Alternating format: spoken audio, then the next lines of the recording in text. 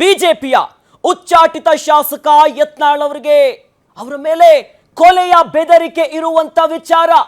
ಒಂದು ಕಡೆ ಬಿಜೆಪಿಯಿಂದ ಉಚ್ಚಾಟರಾಗಿದ್ದಾರೆ, ನಡುವೆ ಅವರಿಗೆ ಅಪರಿಚಿತ ವ್ಯಕ್ತಿಯಿಂದ ಕೊಲೆಯ ಬೆದರಿಕೆ ಬಂದಿದೆ. ಮುಗಿಸಿಬಿಡ್ತೀನಿ, ಮರ್ಡರ್ ಆಗತ್ತೆ ಎನ್ನುವಂತ ವಿಚಾರ. ಇದನ್ನ ನೋಡ್ತಾ ಹೋದ್ರೆ ಹಿಂದೂ ಹುಲಿಯ ಹತ್ಯೆಗೆ ಒಟ್ಟಾಗುಬಿಟ್ರ ವಿರೋಧಿಗಳು. ಯತ್ನಾಳ್ ಅವರ ಹತ್ಯೆಗೆ ಹೊಂಚು ಹಾಕಿ ಸಂಚು ಮಾಡಿ ಅವರನ್ನ ಮುಗಿಸೋದಕ್ಕೆ ಕೂತಿರೋರು ಯಾರ್ಯಾರು?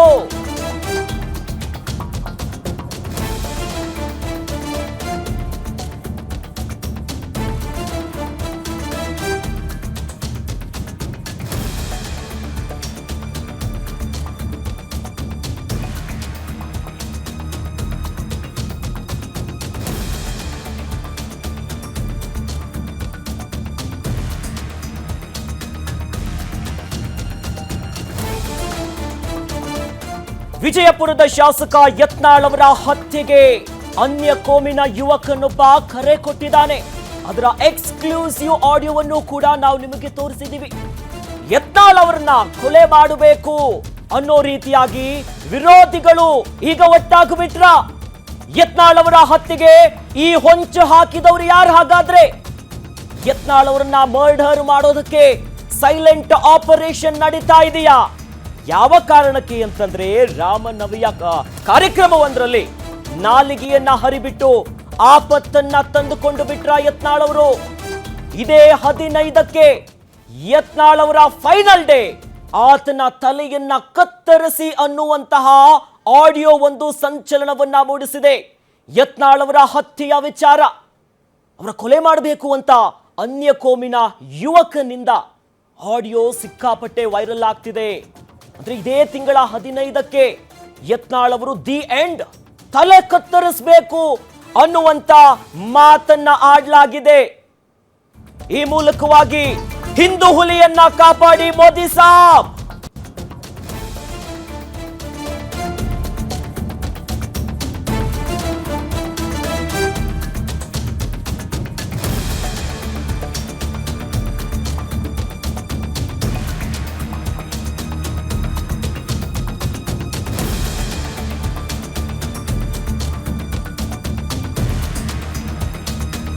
ಶಾಸಕ ಯತ್ನಾಳ್ ಅವರಿಗೆ ಕೊಲೆಯ ಬೆದರಿಕೆ ಬರ್ತಿದ್ದಂತೆ ಹಿಂದೂ ಹುಲಿ ಅಂತ ಕರೆಸಿಕೊಳ್ಳುವಂತಹ ಯತ್ನಾಳ್ ಅವರನ್ನ ಕಾಪಾಡಿ ಮೋದಿ ಸಾಬ್ ಅಂತ ಹೋಗ್ತಿದ್ದಾರೆ.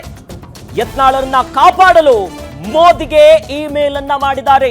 ಪ್ರಧಾನಮಂತ್ರಿ ಅವರಿಗೆ ಈ ಕೊಲೆಯ ಸಂಚಿನ ಆಡಿಯೋ ವೈರಲ್ ಆಗ್ತಿದ್ದಂತೆ ಮೇಲ್ ಮಾಡಿದ್ದಾರೆ ಭದ್ರತೆಗೆ.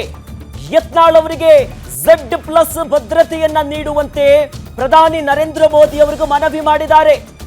ಗಿರೀಶ್ ಬಂಡಾರ ಕವಟೆ ಎನ್ನುವವರಿಂದ ಮೋದಿ ಅವರಿಗೆ ಇಮೇಲ್ ಅನ್ನ ಮಾಡಲಾಗಿದೆ. ರಕ್ಷಣೆ ಕೊಡಿ, Z+ ಭದ್ರತೆ ಕಲ್ಪಿಸುವಂತೆ ಪ್ರಧಾನಿ ನರೇಂದ್ರ ಮೋದಿ ಅವರಿಗೆ ಇಮೇಲ್ ಅನ್ನ ಮಾಡಲಾಗಿದೆ. ದೃಶ್ಯದಲ್ಲಿ ಗಮನಿಸ್ತಾ ಇದ್ದೀರಿ, ಯತ್ನಾಳ್ ಅವರ ಅಭಿಮಾನಿಯಿಂದ ಈ ರೀತಿಯಾಗಿ ಇಮೇಲ್ ಅನ್ನ ಮಾಡಿರೋದು. ಯಾವಾಗ? 15ನೇ ತಾರೀಕು ಯತ್ನಾಳ್ ಅವರ ಕೊನೆಯ ದಿನ. ತಲೆ ಕತ್ತರಿಸಬೇಕು, ಮರ್ಡರ್ ಮಾಡಬೇಕೆನ್ನುವಂತಹ ಆಡಿಯೋ ವೈರಲ್ ಆಗ್ತಿದ್ದಂತೆ ಪ್ರಧಾನಿ ನರೇಂದ್ರ ಮೋದಿ ಅವರಿಗೆ ಯತ್ನಾಳ್ ಅವರ ಅಭಿಮಾನಿಯೋರ್ವರು ಗಿರೀಶ್ ಬಂಡಾರ ಕವಟಿ ಎನ್ನುವರಿಂದ ಪ್ರಧಾನಮಂತ್ರಿ ಅವರಿಗೆ ಮೇಲ್ ಮಾಡಲಾಗಿದೆ. ಬಸನಗೌಡ ಪಾಟೀಲ್ ಯತ್ನಾಳ್ ಅವರಿಗೆ ಕೇಂದ್ರದಿಂದ ಭದ್ರತೆ ಕೊಡಬೇಕು, Z+ ಸೆಕ್ಯೂರಿಟಿ ಅನ್ನೋದಾಗಿ ಮೇಲ್ ಮಾಡಿದ್ದಾರೆ. ರಕ್ಷಣೆಯನ್ನ ಕೊಡಿ ಅನ್ನೋ ನಿಟ್ಟಿನಲ್ಲಿ ಭದ್ರತೆಯನ್ನ ಒದಗಿಸಬೇಕು ಸನ್ಮಾನ್ಯ ಪ್ರಧಾನಮಂತ್ರಿ ಅವರೇ ಅನ್ನೋದಾಗಿ ಪರಿಪರಿಯಾಗಿ ಕೇಳಿದ್ದಾರೆ. ಈ ರೀತಿಯಾದಂತಹ ಭದ್ರತೆಗಳು ಯಾವಾಗ ಪ್ರಭಾವಿ ಜನಪ್ರತಿನಿಧಿಗಳಿಗೆ, ಬಿಸ್ನೆಸ್ ಮ್ಯಾನ್ಸ್ಗಳಿಗೆ ಥ್ರೆಟ್ಸ್ಗಳು ಬಂದಾಗ, ಬೆದರಿಕೆಗಳು, ಕೊಲೆಗೆ ಯತ್ನ ಆಗೋದು, ಥ್ರೆಟ್ಸ್ಗಳು ಬಂದ ಹೊತ್ತಿನಲ್ಲಿ ಸರ್ಕಾರ ಈ ರೀತಿಯಾದಂತಹ ವ್ಯವಸ್ಥೆಯನ್ನ ಕೊಡುತ್ತೆ. Z+ ಸೆಕ್ಯೂರಿಟಿ ಅಂತಂದ್ರೆ ಇಡೀ ಭಾರತದಲ್ಲಿ ಈ ಸೆಕ್ಯೂರಿಟಿ ಅತ್ಯಂತ ಉನ್ನತ ಭದ್ರತೆಯ ವಿಚಾರ ಆಗಿದೆ. ಸೊ ಆ ಮೂಲಕವಾಗಿ ಪ್ರಧಾನಿ ನರೇಂದ್ರ ಮೋದಿ ಅವರಿಗೆ ಗಿರೀಶ್ ಅನ್ನುವರು, ಯಾರು ಯತ್ನಾಳ್ ಅವರ ಅಭಿಮಾನಿಯೋರ್ವರು, ಮೇಲ್ ಮಾಡಿದ್ದಾರೆ. ಪ್ರಧಾನಿ ಮೋದಿ ಅವರೇ, ಈ ರೀತಿಯಾಗಿ ಬೆದರಿಕೆ ಬಂದಿದೆ, ದಯವಿಟ್ಟು ಸೆಕ್ಯೂರಿಟಿಯನ್ನ ಕೊಡಿ ಅನ್ನುವಂತ ನಿಟ್ಟಿನಲ್ಲಿ ಬರೆದಿದ್ದಾರೆ ಸುದೀರ್ಘವಾಗಿ ಮೇಲ್ ಒಂದನ್ನ. ಮತ್ತೊಂದು ಕಡೆ ಯತ್ನಾಳ್ ಅವರು ಬಿಜೆಪಿಯ ಉಚ್ಚಾಟಿತ ಶಾಸಕ, ಅವರನ್ನ ಬಿಜೆಪಿಯಿಂದ ಉಚ್ಚಾಟನೆ ಮಾಡಲಾಗಿದೆ.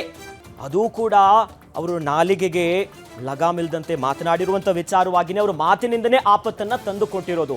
ಇಲ್ಲೂ ಕೂಡ ಯತ್ನಾಳ್ ಅವರು ನಾಲಿಗೆಯನ್ನ ಹರಿಬಿಟ್ಟಂತ ವಿಚಾರವಾಗಿನೇ ಅವರ ಮಾತಿಗೆ ಸಂಬಂಧಪಟ್ಟಂತನೇ ಅವರೀಗ ಸಂಕಷ್ಟವನ್ನ ತಂದೊಡ್ಕೊಂತಿದ್ದಾರೆ.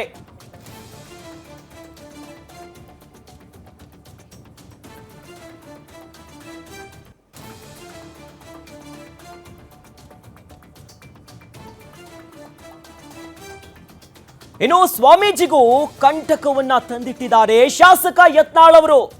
ಯತ್ನಾಳ್ ಸಹವಾಸ ಶ್ರೀಗಳಿಗೂ ಕೂಡ ಈಗ ವನವಾಸ ತಂದು ಬಿಡುತ್ತಾ ಅನ್ನೋ ಪ್ರಶ್ನೆ ಕಾಡ್ತಾ ಇದೆ. ಅದುವೇ ಪೀಠದಿಂದಲೇ ಸ್ವಾಮೀಜಿಯವರ ಪದಚ್ಯುತಿ ಫಿಕ್ಸು.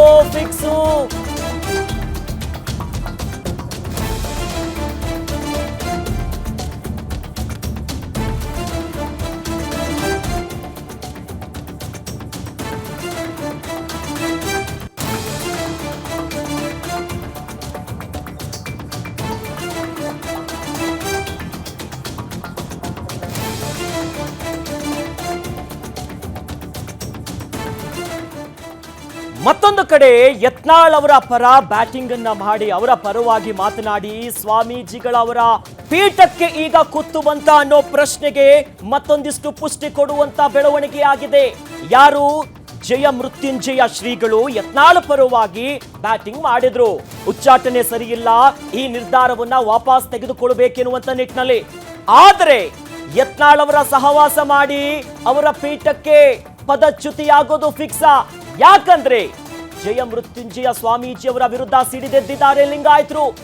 ಸ್ವಾಮೀಜಿಯವರ ಪದಚ್ಯುತಿಯ ಬಗ್ಗೆ ಹುಬ್ಬಳ್ಳಿಯಲ್ಲಿ ಮೀಟಿಂಗ್ ಆಗಿದೆ. ಹುಬ್ಬಳ್ಳಿಯ ಖಾಸಗಿ ಹೋಟೆಲ್ನಲ್ಲಿ ಬಿಗ್ ಮೀಟಿಂಗ್ ಅನ್ನ ಮಾಡಿದ್ದಾರೆ. ಈ ಮೀಟಿಂಗ್ ಅಲ್ಲಿ ಮುರುಗೇಶ್ ನಿರಾಣಿ, ಶಾಸಕ ವಿಜಯಾನಂದ ಕಾಶಪ್ಪನವರು, ಏನೋ ಮಾಜಿ ಶಾಸಕರಾದ ಮೋಹನ್ ಲಿಂಬೇಕಾಯಿ, ಎಸ್ಐ ಚಿಕ್ಕನಗೌಡರು, MS ಅಕ್ಕಿ ಸೇರಿದಂತೆ ಉತ್ತರ ಕರ್ನಾಟಕದ ನಾಯಕರು ಈ ಮೀಟಿಂಗ್ ಅಲ್ಲಿ ಭಾಗಿಯಾಗಿದ್ದಾರೆ. ದೃಶ್ಯದಲ್ಲಿ ಗಮನಿಸ್ತಾ ಇದ್ದೀವಿ. ಪ್ರಬಲ ಆ ಭಾಗದ ನಾಯಕರೆಲ್ಲರೂ ಕೂಡ ಸಭೆಯಲ್ಲಿ ಖಾಸಗಿ ಹೋಟೆಲ್ ಒಂದರಲ್ಲಿ ಸಭೆಯನ್ನ ಮಾಡಿದ್ದಾರೆ. ಈ ಮೀಟಿಂಗ್ ನಲ್ಲಿ ಏನೇನು ನಿರ್ಧಾರ ಕೈಗೊಳ್ಳುತ್ತಾರೆ ಅನ್ನೋದು ಬಹಳ ಕುತೂಹಲ ಕಾರಣ ಆಗಿದೆ. ಇದಕ್ಕೆ ಪ್ರಮುಖ ಕಾರಣ ಯಾವಾಗ ಬಿಜೆಪಿಯಿಂದ ಯತ್ನಾಳ್ ಅವರನ್ನ ಉಚ್ಚಾಟನೆ ಮಾಡಿದ್ರಲ್ಲ, ಆ ಹೊತ್ತಿನಲ್ಲಿ ಯತ್ನಾಳ್ ಅವರ ಪರವಾಗಿ ಪಂಚಮಸಾಲಿ ಸಮುದಾಯದ ಜಯ ಮೃತ್ಯುಂಜಯ ಶ್ರೀಗಳು ಯತ್ನಾಳ್ ಅವರ ಪರವಾಗಿ ಮಾತನಾಡಿದ್ರು. ಈ ನಿರ್ಧಾರವನ್ನ ಬಿಜೆಪಿ ಕೈ ಬಿಡಬೇಕು, ವಾಪಸ್ ಸೇರಿಸ್ಕೊಳ್ಬೇಕೆನ್ನುವಂತ ನಿಟ್ಟಿನಲ್ಲಿ ಬಹಿರಂಗ ಹೇಳಿಕೆಯನ್ನ ಕೊಟ್ಟಿದ್ರು. ಅದೇ ವಿಚಾರಕ್ಕೆ ಸಂಬಂಧಪಟ್ಟಂತೆ ಯಾರು? ಕಾಶಪ್ಪನವರು ಕೂಡ ಗುಡುಗಿದ್ರು. ಈ ರೀತಿಯಾಗಿ ರಾಜಕೀಯ ವಿಚಾರದಿಂದ ದೂರ ಸರಿಬೇಕು, ಇದು ಸರಿಯಲ್ಲ ಅನ್ನೋದಾಗಿ ಸಮುದಾಯದ ನಾಯಕರೆಲ್ಲರೂ ಕೂಡ ಸಿಡಿದೆದ್ದಿದ್ರು. ಅದೇ ವಿಚಾರಕ್ಕೆ ಸಂಬಂಧಪಟ್ಟಂತೆ ಈಗ ಖಾಸಗಿ ಹೋಟೆಲ್ನಲ್ಲಿ ಜಯ ಮೃತ್ಯುಂಜಯ ಸ್ವಾಮೀಜಿಯವರ ವಿರುದ್ಧ ಮೀಟಿಂಗ್ ಮಾಡ್ತಿದ್ದಾರೆ. ಈ ಮೀಟಿಂಗ್ ನಲ್ಲಿ ಪ್ರಮುಖರೆಲ್ಲರೂ ಕೂಡ ಭಾಗಿಯಾಗಿದ್ದಾರೆ. ಈ ಮೂಲಕ ಈಗ ಒಂದು ಪ್ರಶ್ನೆ ಬಹಳ ದೊಡ್ಡ ಮಟ್ಟಿಗೆ ಕಾಡ್ತಾ ಇರೋದು, ಯತ್ನಾಳ್ ಅವರ ಸಹವಾಸವನ್ನ ಮಾಡಿ ಶ್ರೀಗಳಿಗೂ ಕೂಡ ವನವಾಸ ಬರುತ್ತಾ? ಅಂದ್ರೆ ಅವರ ಪೀಠಕ್ಕೆ ಕುತ್ತು ಬದಲಾವಣೆ ಆಗುತ್ತಾ, ಪದಚ್ಯುತಿ ಆಗುತ್ತಾ ಅನ್ನೋ ದೊಡ್ಡ ಪ್ರಶ್ನೆ ಈಗ ಎದುರಾಗ್ತಿದೆ. ಯಾಕಂದ್ರೆ ವಿಜಯಾನಂದ ಕಾಶಪ್ಪನವರ್, ನಿರಾಣಿ ಅವರು, ಮಾಜಿ ಶಾಸಕರಾದ ಮೋಹನ್ ಲಿಂಬಿಕಾಯ್, SI ಚಿಕ್ಕನಗೌಡರು ಸೇರಿದಂತೆ ಉತ್ತರ ಕರ್ನಾಟಕದ ಅನೇಕ ಪ್ರಭಾವಿ ನಾಯಕರು ಈ ಮೀಟಿಂಗ್ ನಲ್ಲಿ ಭಾಗಿಯಾಗಿದ್ದಾರೆ. ದೃಶ್ಯದಲ್ಲಿ ಗಮನಿಸ್ತಾ ಇದ್ದೀರಿ ನೀವು. ಮೀಟಿಂಗ್ ನಲ್ಲಿ ಎಲ್ಲ ಪ್ರಭಾವಿ ನಾಯಕರು ಭಾಗಿಯಾಗಿದ್ದಾರೆ. ಹಾಗಾದ್ರೆ ಯಾವ ನಿರ್ಧಾರವನ್ನ ಕೈಗೊಳ್ಳುತ್ತಾರೆ? ಪದಚ್ಯುತಿ ಆಗುತ್ತಾ? ಯತ್ನಾಳ್ ಅವರ ಸಹವಾಸವನ್ನ ಮಾಡಿ ಅವರ ಪರವಾಗಿ ಮಾತನಾಡಿ ಬ್ಯಾಟ್ ಬೀಸಿ ತಮ್ಮ ಪೀಠಕ್ಕೆ ಕುತ್ತನ್ನ ತಂದು ಬಿಡ್ತಾರಾ? ಈಗಾಗಲೇ ವಿಜಯಾನಂದ ಕಾಶಪ್ಪನವರು ಗುಡುಗಿದ್ರು, ಸರಿಯಲ್ಲ, ಇದು ದೂರ ಉಳಿಬೇಕೆನ್ನುವಂತ ನಿಟ್ಟಿನಲ್ಲಿ. ಮತ್ತೊಂದು ಕಡೆ ಸಮುದಾಯದವರು, ಜೊತೆಯಲ್ಲಿ ಪೀಠದ ಸಮುದಾಯದ ಧರ್ಮದರ್ಶಿಗಳೂ ಕೂಡ ಹೌದು ಕಾಶಪ್ಪನವರ್. ಹಾಗಾಗಿ ಎಲ್ಲರೂ ಕೂಡ ಗರಂ ಆಗಿದ್ದಾರೆ, ಸಿಡಿದೆದ್ದಿದ್ದಾರೆ ಲಿಂಗಾಯತ ಸಮುದಾಯದವರು. ಆ ಮೂಲಕ ಇವತ್ತಿನ ಈ ಮೀಟಿಂಗ್ ನಲ್ಲಿ ಯಾವ ನಿರ್ಧಾರ ಕೈಗೊಳ್ತಾರೆ? ಪದಚ್ಯುತಿಯ ವಿಚಾರ ಬಹಿರಂಗ ಆಗುತ್ತಾ?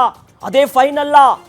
ಅಥವಾ ಸಮುದಾಯದ ನಾಯಕರು ಯಾವ ಫೈನಲ್ ಡಿಸಿಷನ್ ಅನ್ನ ತೆಗೆದುಕೊಳ್ತಾರೆ?